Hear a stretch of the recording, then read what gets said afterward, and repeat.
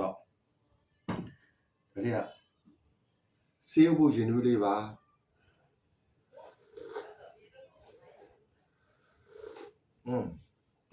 ဆေးဖို့ရင်နွေး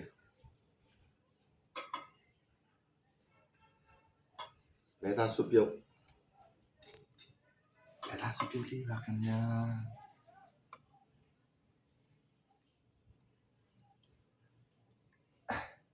မဲသားစုပြုတ်လေးပါမဲသားစုပြုတ်ဒါစက်သားကလေးကျက်ကလေးကျက်ပေါ့နော်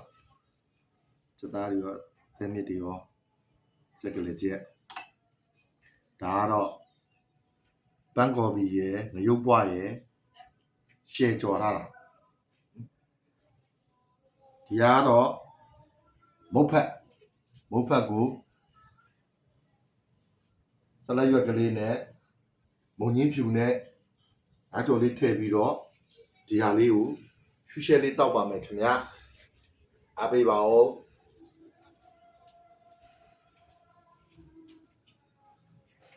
အားပေးပါဦးခင်ဗျာအားပေးပါဦးခင်ဗျာကျွန်တော်လက်ကဆေးထားပြီးသားနော်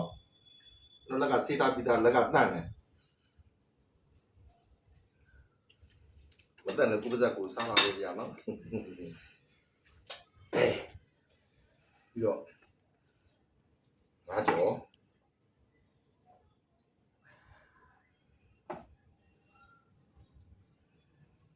တဲ့ရပါလည်းပဲကန်ရတော့မယ်နော်ဆို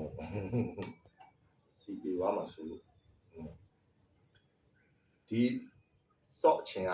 ဒီချင်းကအသက်ပဲဒီချင်းကအသက်ပဲကြော်လေးတဲ့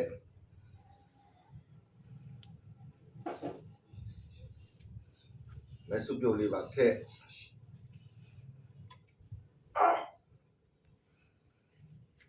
ယူကီစိလေးပါတဲ့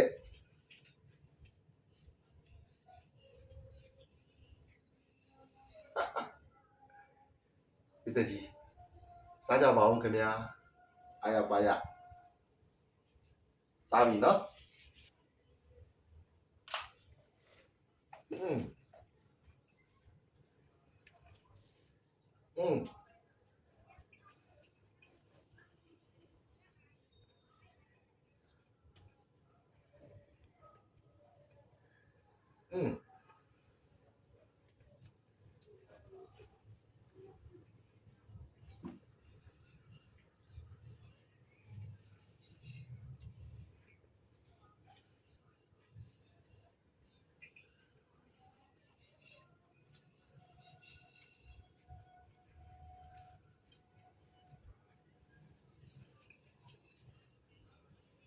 ကောင်းလို့စကားတော့ဘယ်စပြောမှမသိတော့ဘူး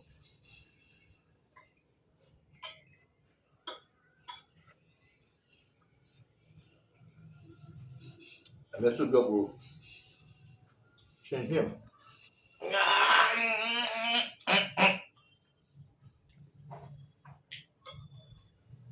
ဒီဇိုင်းmy god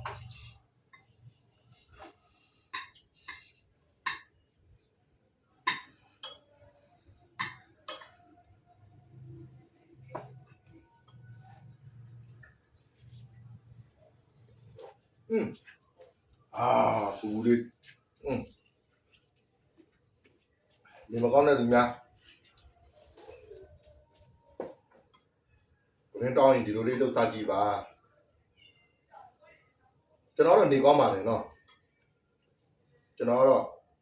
là mẹ tao đây là nó cũng giả cha mày cho nó xa là ba để cái lúc mẹ tao mà xa đây tụ nha xí cái rồi xí đấy đã được nãy là con được về nó cho nó chỉ nó khóc vào đấy cho nó nên trong số rồi ta ra màu là đây cho nó và ta có gì về xa đấy và ta mà xa đây đủ đấy đủ nhau trong là mà đấy được nó ok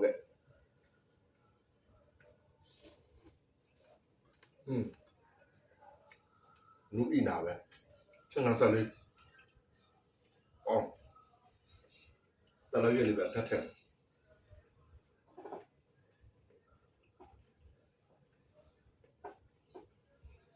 ဘုဖက်လေးကခဏကတော့အမကတလို့ကြောင့်ဟုတ်ကြည့်လိုက်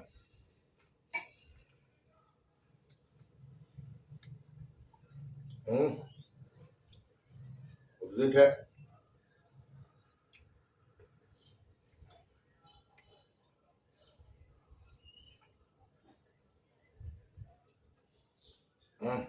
没拿开，少吃，不带呗。哦，谢呗。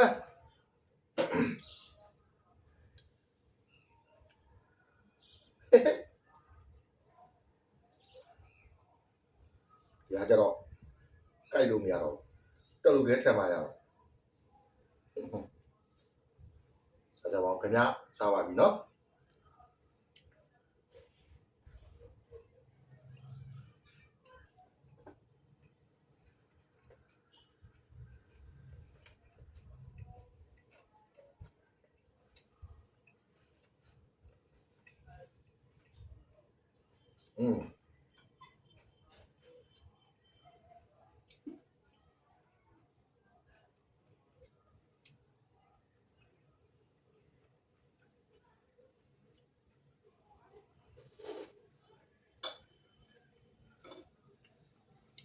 ဒီ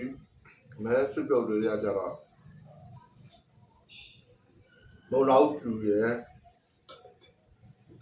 ဒီစပယ်နေနေရဲ့တဏီကုံကြိုပြုတ်ထားတဏီကုံပြုတ်ထားလား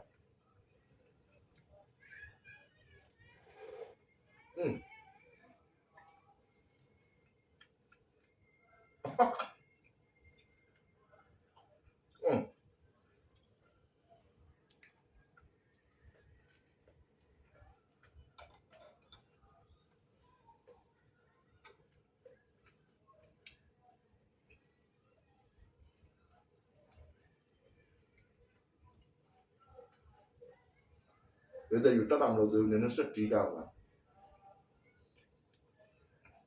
တော့ဖာဒီ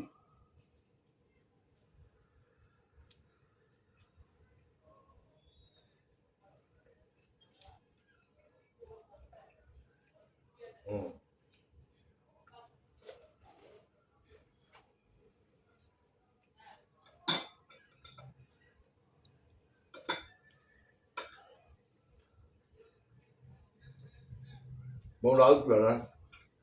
ကျမနဲ့ညွတ်တဲ့တင်စားတွေပါလေကားတယ်ရှိနေကြောက်တယ်ပေါ့နော်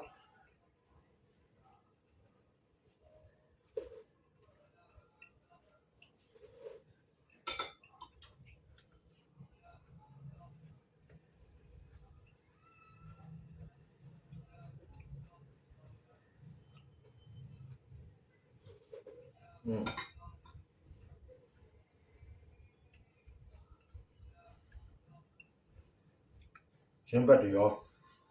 ဒါတော့တကယ်ကျမကြီးနဲ့ဟောမှာတောက်အကြည့်တယ်ပေါ့ဗျာလမ်းလျှောက်တော့ပြီးတော့သွားတာအကျော်လည်းအားကောင်းတာပေါ့နော်သူစားတော့အဲ့တော့ကျွန်တော်ဆက်ပြီးတော့စားလိုက်ပါဦးမယ်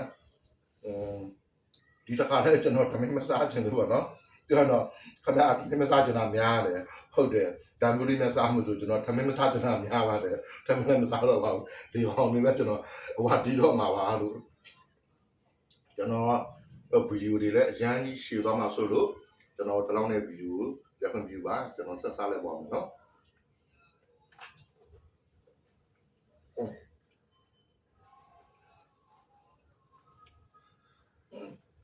ရပါတယ်